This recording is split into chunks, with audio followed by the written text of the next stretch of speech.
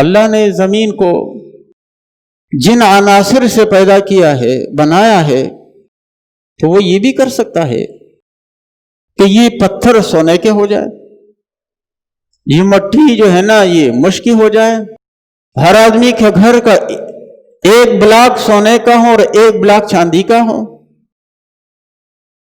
لیکن پھر نظام نہیں چلے گا۔ کوئی آدمی ٹرک نہیں چلائے گا، کوئی آدمی کھدائی کا کام نہیں کرے گا، کوئی الیکٹریشین آپ کو نہیں ملے گا، کوئی پلمبر آپ کو نہیں ملے گا۔ یہ تو انسان اپنے دو پیسے کمانے کے لیے کرتا ہے۔ ہر آدمی کے پاس دولت ہے قارون کی طرح، وہ کیوں دوسروں کی مزدوری کرے، کیوں ذلیل ہو دوسرے کے آگے؟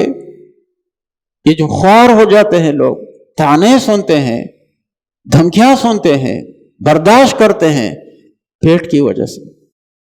یہ نظام اللہ نے بنایا اسی طرح ہے۔ آپ جا کے دیکھیں، کوئی آدمی مرسڈیز گاڑی میں بیٹھے ہیں، آپ اس سے کہے اور میرے گھر میں پائپ خراب ہے، آ جاؤ، تمہیں 1000 روپیہ گھنٹے پہ دوں گا، وہ آپ کو گالی دے گا، تم مجھے کیا سمجھتے ہو، ذلیل سمجھتے ہو مجھے؟ تو اللہ تبارک و تعالیٰ نے یہ نظام ایسا بنایا ہے، لیکن ساتھ ہمیں حکم دیا ہے اس پہلو میں بھی آپ کے لیے اللہ کو راضی کرنے کا بہترین طریقہ ہے۔ اس پہلو میں بھی مالدار کو بھی وہ طریقہ بتا، آپ اللہ کو کیسے راضی کر سکتے ہیں۔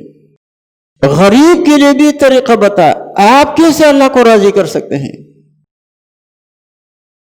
آپ اسلام کی تاریخ پڑھتے ہیں، ایسے لوگ گزرے ہیں کہ جو بادشاہ ہیں، انہوں نے بادشاہت چھوڑی، کرسیاں چھوڑی، دل کی کیفیت ہوتی ہے۔ اسلام کی تعلیمات یہ نہیں ہے، نہ اس پہ کوئی ترغیب ہے کہ آپ پیسہ نہ رکھیں، اب ہرگز جو ہے نا دنیا نہ کمائے، یہ ہرگز اسلام کی تعلیمات نہیں ہے۔ ہاں، لیکن یہ ضرور ہے جو پیسہ آپ کماتے ہیں اس پیسے کو آپ آخرت کے لیے استعمال کریں، جتنا آپ آگے بیچ سکتے ہیں وہ آپ کے فائدے کا ہے۔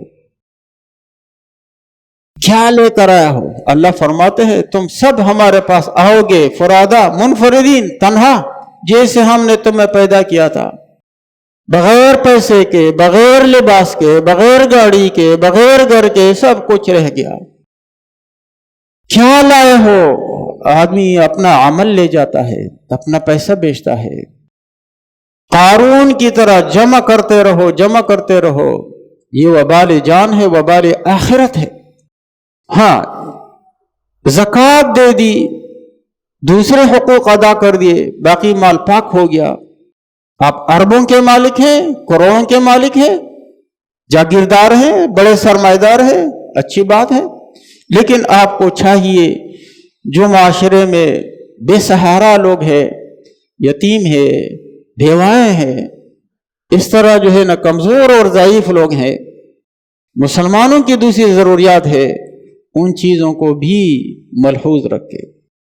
غریبوں کے لیے بھی امتحان بھی ہے، اور ان کے بھی اتنے فوائد ہیں اور اتنے فضائل ہیں کہ غریبوں کا الگ مقام ہے۔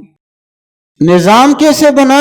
کسی کو امیر، کسی کو فقیر، اور پھر ہر ایک کے لیے اللہ کو راضی کرنے کا سامان کیا ہے۔ بہت سے لوگوں نے اس کو دیکھا کہ دنیا سے یہ فقر اور فقیری بہتر ہے، دنیا چھوڑ دی انہوں نے۔